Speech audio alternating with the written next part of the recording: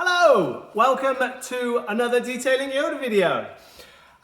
In this video, I'm aiming to tell you all you need to know about applying ceramic coatings.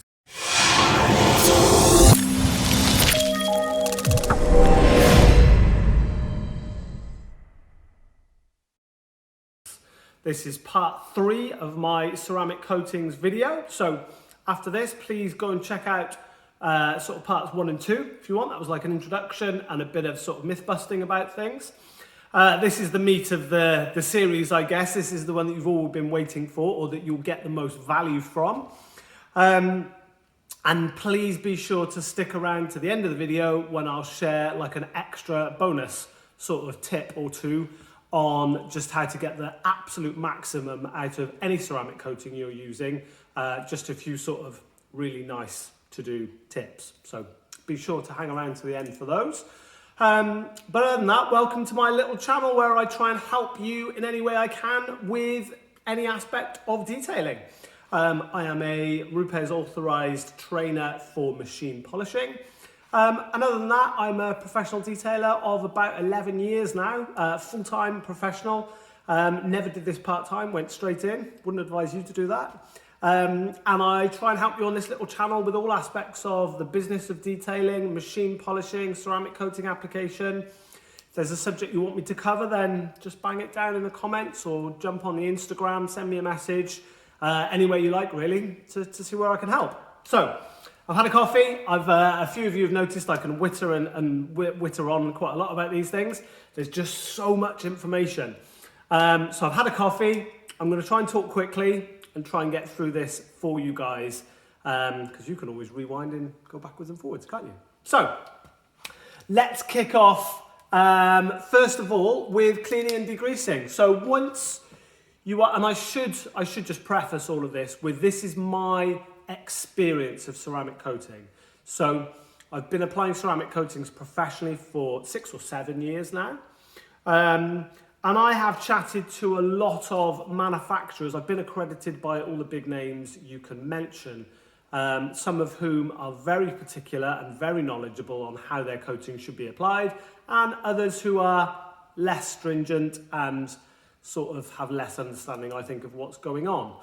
Most of the information I will give you today is from the sort of 3 manufacturers who've been very good to me and have, I think, are sharing quality information on coatings and how they work. And that is Gyeon, who I'm an approved detailer for. Also Soft99, who are a massive, they're like a Japanese 3M. I never realized how big they are. They are massive, massive company who really understand what's going on with things. And another Japanese company, Kamikaze Collection, who is just epic, fantastically detailed about how these things should work. There'll also be snippets in there from how to apply Gtechniq, how to apply lots and lots of other coating systems that I've used along my journey in ceramic coatings. So that's the introduction over and done with. You've guessed it, I'm going to keep checking your recording because I have had a couple of bad experiences with doing a 20-minute video that stop recording halfway through and then you have to repeat yourself, which when you're mid-flow and you're trying to spit this information out is difficult. Yes, we're going.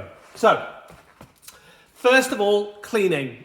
And this is, there's a few things that I'm going to say here that are really, really important, in a priority order to the performance of a coating. Cleaning is imperative, and it's easy to rush the cleaning stage because you've probably spent days correcting it, getting the paint super nice. It's really important to spend a lot of time cleaning the paint.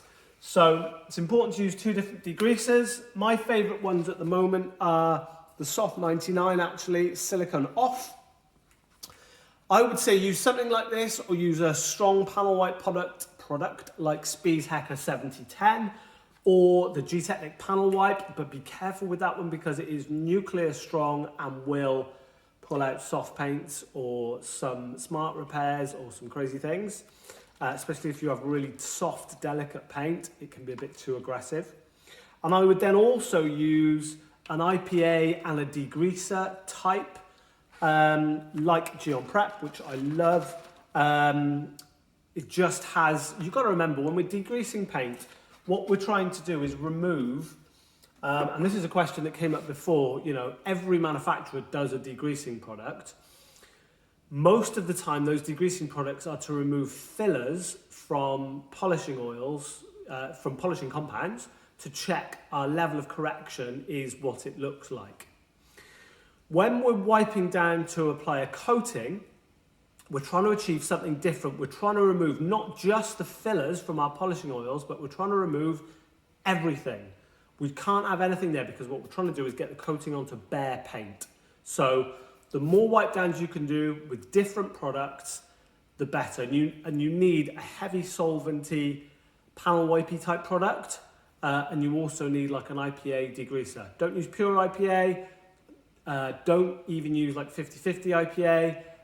It just pushes oils around. It needs a degreaser and it needs other things in there to really remove all that stuff and get it from the paint onto the cloth you're using.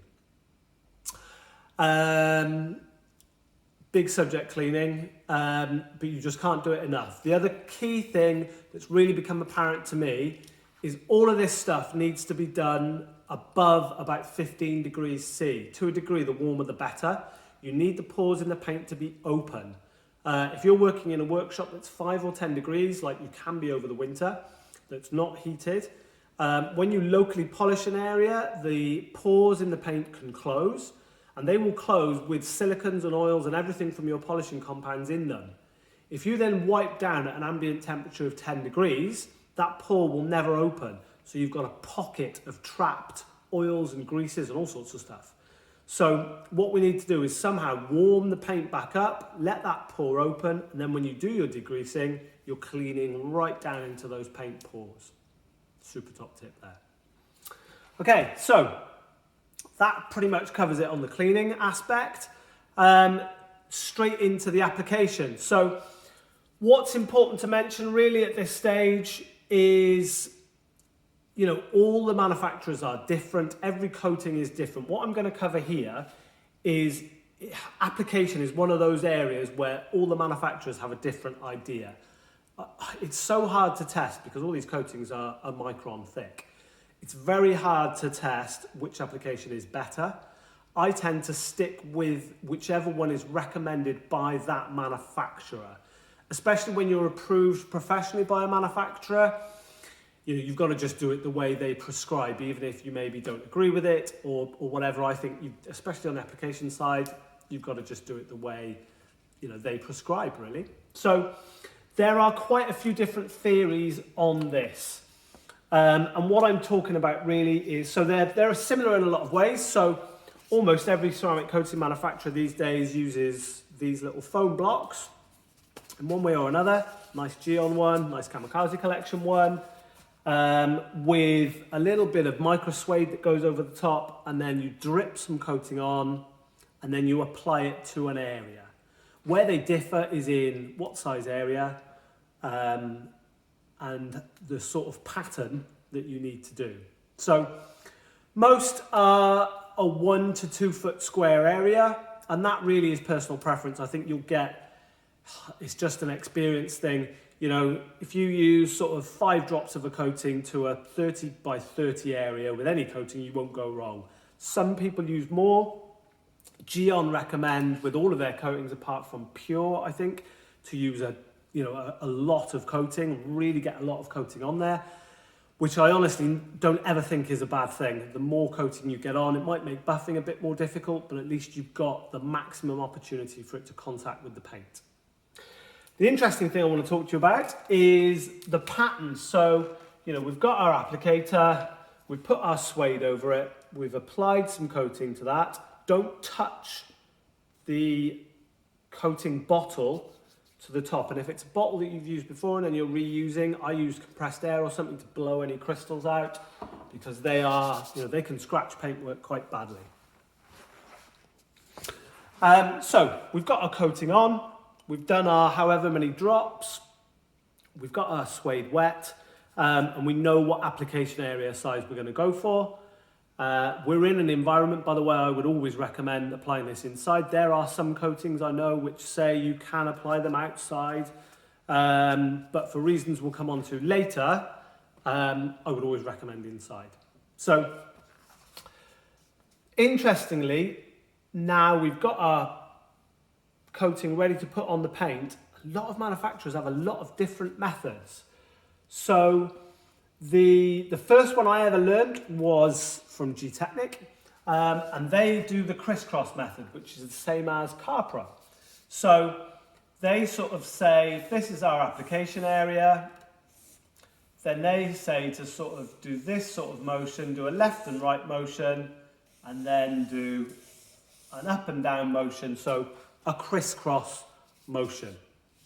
And the reason for that, when they're quizzed on it, is so that we can get a nice even application area. So what we're looking for is a very even coating everywhere. So you avoid high spots and you make sure every area, every part of the area you're coating is covered.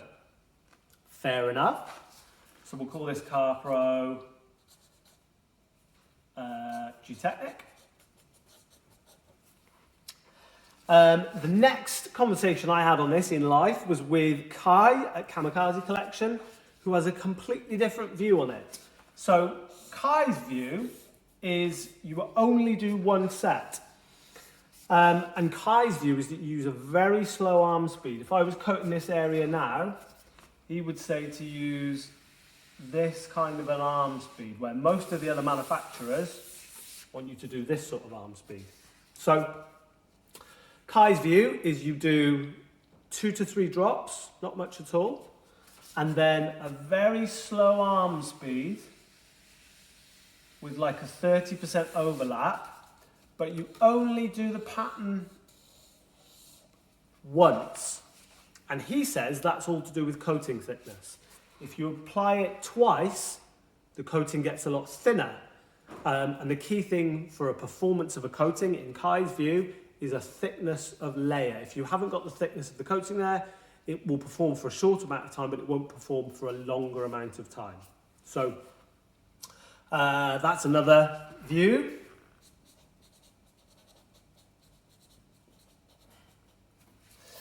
So the sort of the view that I've had from Gyeon lately. Gyeon just did a great roadshow for us authorized detailers, and I'm really grateful to them for it because they were really no holds barred and very, very approachable in that. Gyeon, of course, are the factory. They will make coatings for someone else if they want enough making, but Gyeon are a coating factory. So let's not get into the white labeling and stuff because there's an argument either way with that. But the Gyeon view is a crisscross is what they recommend a lot of the time. However, we had a really good conversation about starting at one end. So you put your block at one end and then you move it to the other end. And then you sort of spread the coating back the other way. And that also, I can definitely see the reason for doing that as well. And then, of course, because there's the most product on as soon as you put it on the paint. So with a system like this, there is a chance you can end up with more coating here than down here because of the pattern you've done. Does that make sense? So whichever way you choose to do it is up to you, but have a think about what you're doing, because the place where you put the pad on the paint first is naturally going to have the most coating, and the place where you go last is going to have the least coating. So this kind of a system makes a lot of sense to me because you are making a central line which is heavy with coating, and then you're spreading that line out. If you're experienced in this, you'll know as well, after you've done a few panels, then the applicator gets loaded with product a lot better and it does spread a lot more easily. But again, I'm not, this is one of those areas where I'm not going to say what's right or wrong. What I just would like you to get out of it is that different manufacturers recommend different things. You might have your own system. Again, put it down in the comments if you do this differently, or what I would really love to hear about is if a coating manufacturer that you've discussed with have a different system of doing this and they have a reason why it's different. I'd love to know what it is. Whole thing I want to do with this channel is get a conversation going as detailers. I'm not into the my way is better than your way is better than the other way, but I'd love to have a conversation about, well, I do it this way because of this, and I do it this way because of this. Oh, I respect your way of doing that, and I see why you would do that, actually. I might try that, because there are so many variables with these things. I think we need different ways of doing things when we get different problems brought onto us. So, I'm trying to keep things moving. So we've done cleaning, we've done the application to paint. Now we're going to do the buffing from the paint. I think at this point I'm going to mention something which came up with Gyeon, which is really, really interesting to me. We need to remember there's two separate things with a coating. There is when a coating is dry and when a coating is cured. Just after we buff it, which is the next bit, so at the moment we've got our sort of metaphorical coating on the paint, evaporating, drying, whatever you want to call it. When it's dry, after we've buffed it, when it's dry, that's different to it being cured, which we'll come on to in a minute. So the next thing we're going to do is buff. So again, this is an area where there is massive differences between the manufacturers, and I'm not really sure where the truth is, to be honest, because at the very basis, a lot of these products have very common ingredients. So there's either a lot of flexibility, or how you apply and how you buff are not as important as cleaning and curing, which I think is where I am. I think cleaning and curing are the most important things for performance. I think how you get it on and off the paint are a little bit less so. Before I go on to this, I know I'm going off at tangents, but this is all information that I want to really help you with. You might see another one of my props here is one of these gauges. Can you see that? So if you haven't got one of these already, I would strongly recommend you get one of these. They're like 10 quid. It's basically just a tool that tells you the temperature of the air, and it tells you the amount of water, humidity. Why could I not remember humidity? Humidity. Really interesting to know these things. Because it will then, basically when we're talking about buffing, a lot of manufacturers recommend a sliding scale on buffing, basically leaving it on the paint longer, the colder it is and the less humid it is. So it's really important, I think, to make a note of the sort of temperature and the humidity. Make a note of the conditions when you're applying something, and make a note of how long you left it before buffing, and then you can replicate those, can't you? And then you can almost graph it yourself if you really want to get into that. Really important to take note of it. Interestingly, most of these coatings apply better with low humidity, but they actually need humidity to cure. So most of the time, water is H2O. So the oxygen content in water is what a coating needs to cure. So most manufacturers agree that a coating isn't fully cured until about a week after you've buffed it. So the more humid it is during that week, the more oxygen there is in the air. Oxygen is a very reactive molecule. It's not a molecule, is it? Element. H2O is a molecule. My chemistry is basic. So yeah, the more water there is about when it's curing better, the faster that coating cures actually. Anyway, that's a little bit aside, but very important nonetheless. Hang on a sec, my compressor is making an awful noise. Just get rid of that for you. That's better. There's no hissing in the background now. So hopefully that just about covers cleaning, applying to paint, and then buffing. Buffing, there is a few people talk about leveling and then buffing. I think that varies by coating, if I'm honest. The best example I can think of with that is Gyeon Pure is a very thick coating, and Gyeon recommend you have two different cloths for that. One is a leveling cloth, so after you've applied it, you very quickly go around in circles to level it, and then you get another cloth, and then you do your buffing. Again, the when to buff, how much time to leave a coating to evaporate, just look at the coating and see what they recommend, because they're very different. Gyeon, for most of their coatings, most of their pro coatings, they recommend straight on, straight off. And to be honest, you can never go wrong with doing straight on, straight off. Crystal Serum Pro, the full crazy version from Gtechniq, is very much straight on, straight off. If you've ever used that coating and left it slightly too long and had a heart attack and had to think about sanding it off again, you leave that a minute too long and it's, goes crazy. However, other coatings you can leave for half an hour and they actually still buff all right. So very much that is experience. And with all of these things, I'm gearing this towards the professional, the enthusiast guys out there that have a bit of experience. With any of things, always try. It's a little bit like a test section with machine polishing. Every day you're applying things, the climatic conditions will be different. So the first time I always apply one to a car, I always do a little bit of an area. I go quite quick with my buff off just to see how things react. And with experience, you get a bit of a feeling for it. Is the coating feeling a bit grabby? Or if it's feeling a bit grabby, I'll go for a quicker buff off. If it's not, if it's a bit cool, and normally if it's cooler, then I'll leave it a bit longer. So there we go with buffing. Curing is the final one. Now, big props, especially to Soft 99. Recently, again, with their roadshow for professional detailers, I learned so much about curing and why it's so important.